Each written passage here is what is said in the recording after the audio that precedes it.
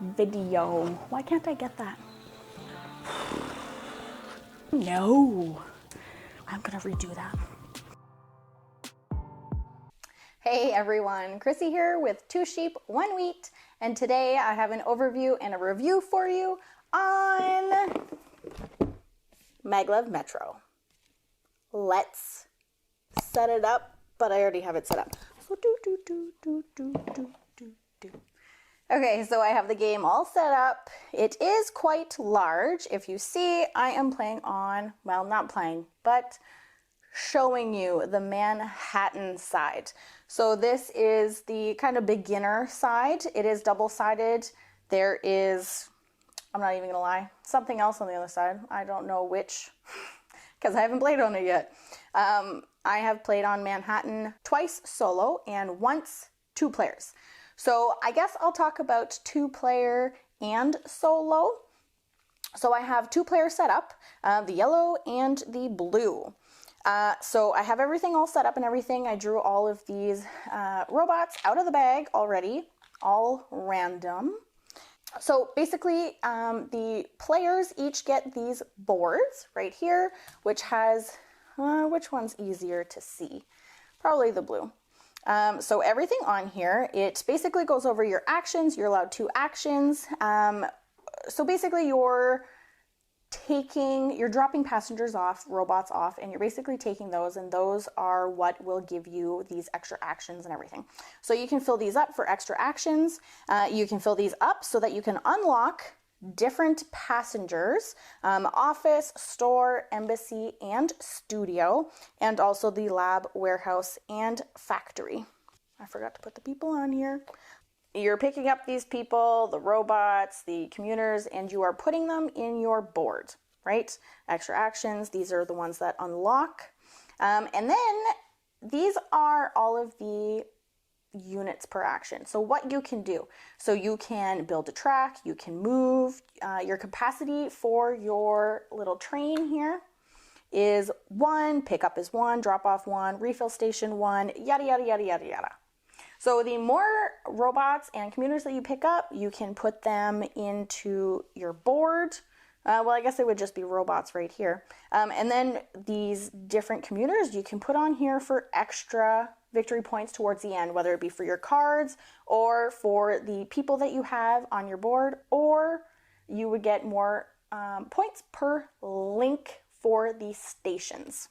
So each player gets dealt 1 of these cards each. These are hidden towards the end. That is when you're scoring them at the end of the game. These are your like personal victories, right? We did not play with these red cards at all because in the book it did say for your first turn just to like veto them, not play with them. But they are just basically like if you never unlocked a specific color, or if that is all filled, like it's basically has to do with your board. Where these other cards, this one, you get 1 point per steel robot that you have in your deck. These ones are all just basically with the commuters and the robots. Then you have these ones over here, which are your connections. When you are playing solo, you draw 2 of these cards, and these are the cards that you are not allowed to connect to. So you get 2 of those, but then you also still get your own that you have to do, right? Because it is 10 or 5 points, right? So these ones is basically all of the links between them. And then these ones these ones are just kind of a little bit more random, but these are for your tracks. So these ones are tiles that don't overlap other tiles. This one is for tiles that do overlap. And this one is for longest link of track between the office and studio. So those are what those cards do. So again, for solo play, you draw 2 of these cards, and those are ones that you are not allowed to do. If you do them, you would have to use some of your actions to take your tracks off. Not cool. And then 2-player, obviously you don't get that. Something else with solo play is the amount of commuters that you actually take out of the game so that you don't play with them. At the end of every turn, at the end of your turn, every time you are drawing one commuter or robot from the bag, and these are negative points towards you at the end. Obviously, you don't have that with a two-player game because you're just competing against the other person. Whoever has the most points win. So basically for your first turn, you would take your robots and you would place them somewhere in your player area here. Let's just, probably moving would be helpful, right? And maybe building tracks at the beginning. So that is what you do at the first turn, and then once you do that, you are allowed to, whatever is on your board, that is what you're allowed to do. So you're basically building tracks. Now anything that goes over a river counts as 2 actions. So I will link it up here actually. I did a solo playthrough on this game, and I read through the rules pretty quick. I only played it one time before I actually filmed it. So there were a couple of rules that I missed. So that was one of them. If you only have one track here, or one robot in here allowing you only to build one track, you technically can't build over a river. You need to have these 2 tracks here to build over a river. Now there are different tracks here. So thankfully, I put that extra robot right there. So you would be able to build, and then you can, because you have 2 actions, right? We didn't fill in this other stuff because we're just starting. But you can then build one of these. These are always unlocked. You can... I'm so scared to rip these. Nice that they're nice and thick though. So you'd be able to put that there, and then whatever person, robot, commuter is on that tile, that is how you get some of these, that you'll be able to put them in kind of wherever you want. See, now I'm not sure. Yeah, so gold. Obviously, I just put the warehouse down and that is gold. So that is basically a move, and then it would be the next person's turn. The other person can also lay their tiles, their tracks, on top of yours, but they cannot cover your tracks. So something else too is that there is a reverse train right here, and that will allow you to reverse midway through your track, which I thought you needed to have a reverse train for even getting to the end of your track. So basically the next turn, say blue wants to move, blue can move here for one action. The person technically can move 2, but this is the end. So for not even an action, it actually is no action at all to reverse your train like that. So technically their capacity is 1, so they could pick up 1 person, and then their next turn, the hub, you can actually drop off any color of robot in the hub. And I think that that is why Manhattan is the easier side to play with. There is none of that. There is no hub on the other side of the board. So that, and then move would be an action, and then dropping off would be an action, and then that is another way on how you get the robots to put into your area.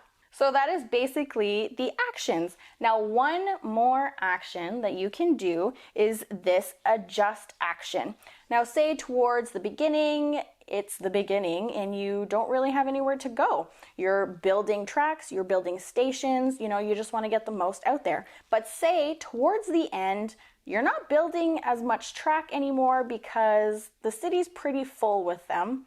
But now you want to be able to pick up more and drop off more so you can fill more in your board. So you would actually just be able to shuffle, right? Adjust. You can adjust 1. So basically, say this was refill station, right? Which is another thing I'll get to. So say we're taking it from here. We want to increase the capacity for the train, because even though you can only pick up 1, potentially you could pick up 2, 1 for each of your actions. Now, refill station, this is how you get these people who are from the office commuters, the stores, embassy, or the studio. Once you have unlocked those people, which would be how you do it right here at the bottom of your player board here. That is how you unlock it. Now, another thing that I did wrong was once I unlocked those passengers and the tiles right away, I collected all of these peoples, and put them in the bag. Well, that does you no good because they have nowhere to go. They need the office to go somewhere. So once you're able to actually build the office, so I technically now take it as whenever you unlock it, you're not unlocking the passengers, you're basically unlocking the station for them. So once the station is actually built and placed, then the meeple go into the bag. Now that is where refilling the station will come into handy. I'll just move these people out of the way. So this, right, would go to the board. And then you would be able to put those into the bag and draw, I want to refill station. I'll refill this station. Let's just say this was built here. Oh no, fit. There we go. Let's just say that was built there. I should have used blue because blue can't use yellow and yellow can't use blue. But let's just say we want to refill that one. Well, now I pulled out a pink. So my train comes trucking along, picks up a pink, and then can now drop it off at the office. How nifty. Does that work? It's pretty nifty. It works out pretty well. So I think I went through all of those. So basically you would do that. So the end of the round is triggered by all of these top stations gone. So once all of the top ones have been gone, so at least one needs to be built on every single one of them. And there are no more commuters or robots in the bag. That is how it ends. The game comes with a pad that you can fill out with everything on here. Now, whenever you get to these extra ones right here, if you have any of these filled out, then you would take +1 per link. Now you get these bonus ones right here. So these are the bonus cards, like I was saying earlier. So let's just flip them here. So if you, because you only score one of these cards at the end of the game. You only score the highest one, which makes the most sense. But if you get any of these filled out, which have to be by the commuters, it cannot be by the robots. So once you have one of those filled out, then that allows you to be able to use another card. Now, it does have a max 15 on here, but they do have a place for that right here that you can put it on there. So that is links, and if you look here, if you can see, you can actually do a +1 per these colors on there. So everything tallies up pretty good. I don't even think I've gotten over 30 in this game. But overall, I had a lot of fun playing this game, even though I only did play it 3 times, twice by myself, and once a 2-player. So I will say with the solo, after you calculate all this, if you actually flip this over, there is solo on the back for single player. So the only other difference with solo is that at the end, you're counting all of those meeples that you took out at the end of your turn, every single end of your turn, and those are all -1 points. And that also, I didn't mention with the solo, once all of the meeples are out of the bag, that is the end of your turn. Not your turn. The end of the game. That triggers the end of the game. None of this, it doesn't even matter if you don't have any of those pulled out for solo. So you would subtract that all right there. And I don't even want to show you my points because I don't know how I did it, but I ended up with a minus. Minus wasn't even on the score sheet for solo. I think they need to fix that, and I think that they need to add that in there and be a little bit more inclusive for people who suck. But honestly, overall, we had a lot of fun playing this game. We will definitely be playing again in the future once my husband is home again from work.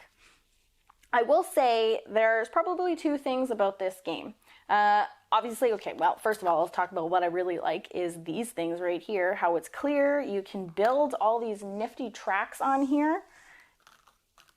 and they're see-through, so you can actually see all the other tracks too, right? I think playing like 4-player would be really, really cool because then all of the tracks are just a little bit everywhere. Might even get a little confusing, but I think it would be a good time. 2-player was also fun. The board was still full, but just less colorful. But the two things that not that I didn't even like about the game, there's nothing about the game that I didn't like or enjoy or have fun doing, but it's these. I like how they fit inside of the board, and I get why they did it because now like these tiles aren't moving around that much, right? But I'm just so scared that I'm gonna rip them. They get stuck in there sometime, especially this one. This board actually is in 4 pieces. So when I'm taking out the hub, I actually have to take the 4 pieces off just so that I can get an edge and I can pull this one up. And then another thing is these boards. I don't know if you can see that, but they're a little, maybe you can see it in this camera. They are warped. You would definitely need to put something on it. And I think I get why, because it is double, what is that called? I don't even know what it's called. I'll think of the word. But so it's just overlaid, right? Maybe that's the word, overlaid, I don't know. So the 2 pieces of paper are glued together, basically, and I don't even want to break it. I don't want anything to come apart. But those would be my 2 complaints. Another thing that I like, the trains. The trains are metal, and the first player token is just really cool. It says, "Good for one fare, Maglev Metro." Pretty cool. Metal too. And then now that I'm thinking about it, maybe they did that on purpose.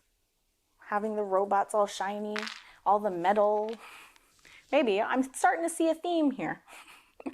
But overall, I really enjoyed Maglev Metro. This, I think, was the first game that I actually learned by myself, so I think it has a little spot in my heart, this game. It does. Obviously, you're here because maybe you're interested in this game.